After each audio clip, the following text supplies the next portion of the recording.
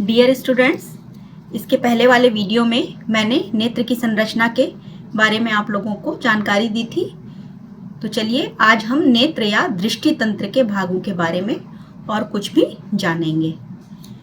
नेत्र गोलक। नेत्र गोलक की आकृति लगभग गोलाकार होती है। इसका व्यास लगभग 2.3 सेंटीमीटर होता है। कॉर्निया। नेत्र का सबसे बाहरी उभरा भाग कॉर्निया होता है। प्रकाश की अधिकांश किरणों का अपवर्तन कॉर्निया के बाहरी पृष्ठ पर हो जाता है। फिर है आइरिस। कॉर्निया के पीछे एक अपारदर्शी झिल्ली होती है जिसको आइरिस कहते हैं। यह गहरे रंग का पेशीय डायफ्राम होता है।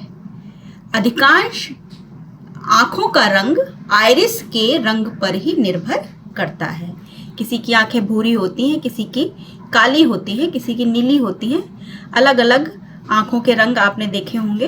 तो ये किस पर निर्भर करता है? जो आइरिस का कलर होगा उसी पर निर्भर करता है। फिर है पुतली। आइरिस के मध्य जो छिद्र होता है उसे पुतली कहते हैं।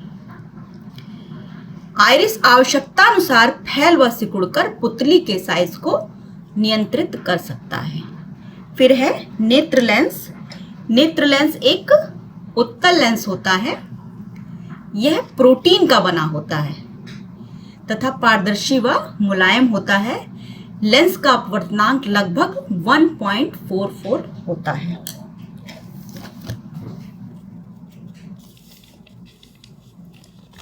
फिर आती हैं पक्षमाभी मांसपेशियां। नेत्र लेंस पक्षमाभी मांसपेशियों की सहायता से नियंत्रित होता है। ये पेशियां नेत्र की फोकस दूरी को कम या अधिक कर सकती हैं। फिर है रेटिना। नेत्र का सबसे आंतरिक भाग रेटिना कहलाता है। यह एक कोमल व सूक्ष्म झिल्ली होता है तथा इसमें बहुत सारी प्रकाश सुग्राही कोशिकाएं होती हैं। ये दो प्रकार की होती हैं जो प्रकाश सुग्राही कोशिकाएं होती हैं, शंक्वाकार व दंडाकार, और दोनों के ही अलग अलग कार्य भी होते हैं। प्रदीप्त होने पर, यानी कि जब यहाँ पर लाइट पड़ती है, प्रकाश पड़ता है, तो ये कोशिकाएं सक्रिय हो जाती हैं और सक्रिय होकर विद्युत सिग्नल उत्पन्न करने लगती हैं। ये सिग्नल दृक् तंत्रिकाओं द्वारा मस्तिष्क में पहुंचा दिए जाते हैं और मस्तिष्क इन सिग्नल्स की व्याख्या करता है तथा सूचना को संसाधित या कोरिलेट करता है, जिससे कि हम किसी वस्तु को जैसा है वैसा ही देख पाते हैं। ठीक है। फिर है काचाभ द्रव। नेत्र लेंस व रेटिना के मध्य भरा हुआ पारदर्शी द्रव काचाभ द्रव कहलाता है। पीत बिंदु। पीत बिंदु जो होता है वो रेटिना पर ही स्थित होता है, जहां पर प्रकाश की सुग्राहिता सबसे अधिक होती है तथा इस बिंदु पर जो प्रतिबिंब बनता है वो भी सबसे स्पष्ट बनता है। अंध बिंदु।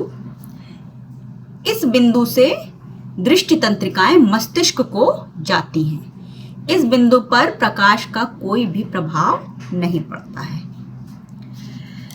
बच्चों, दृष्टि तंत्र के किसी भी भाग के क्षतिग्रस्त होने पर, कुसंक्रियाओं पर या मैल फंक्शनिंग पर दृष्टि बाधित हो सकती है। मतलब अगर कोई भी भाग जैसे कि कॉर्निया, पुतली, नेत्र लेंस, काचाभ द्रव, नेत्र द्रव, रेटिना या दृक् तंत्रिकाओं में से कोई भी भाग दृष्टि का मैल फंक्शनिंग कर रहा है या क्षतिग्रस्त हो गया है, तो इसकी वजह से नेत्र विकृति उत्पन्न हो सकती है। बच्चों, आपने अनुभव किया होगा कि जब हम तीव्र प्रकाश से किसी मंद प्रकाशित कमरे में प्रवेश करते हैं तो आरंभ में क्या होता है, हमें कुछ देर तक कमरे की वस्तुएं दिखाई नहीं देती हैं, पर कुछ समय बाद इसी मंद प्रकाश में हमें वो वस्तुएं दिखाई देनी प्रारंभ हो जाती हैं। तो ऐसा क्यों होता है, जरा सोचिए। यह आपकी नेत्र में स्थित आइरिस के विशेष गुण की वजह से होता है। तो वो क्या करता है, अत्यधिक चमकीले प्रकाश में सिकुड़ जाता है आइरिस और पुतली के साइज को छोटा कर देता है, जिससे कि कम प्रकाश आपकी आंखों में प्रवेश कर सके। और जब मंद प्रकाश में हम जाते हैं तो आइरिस जो है वो फैल जाता है और पुतली के साइज को बड़ा कर देता है, जिससे कि अधिक प्रकाश उसमें प्रवेश कर सके। तो अब आपको समझ आ गया होगा कि जब हम तीव्र प्रकाश से मंद प्रकाश में जाते हैं तो क्या होता है। पहले से सिकुड़ी हुई आइरिस जब मंद प्रकाश में जाते हैं तो वो धीरे धीरे फैलती है और पुतली के साइज को बड़ा करती है।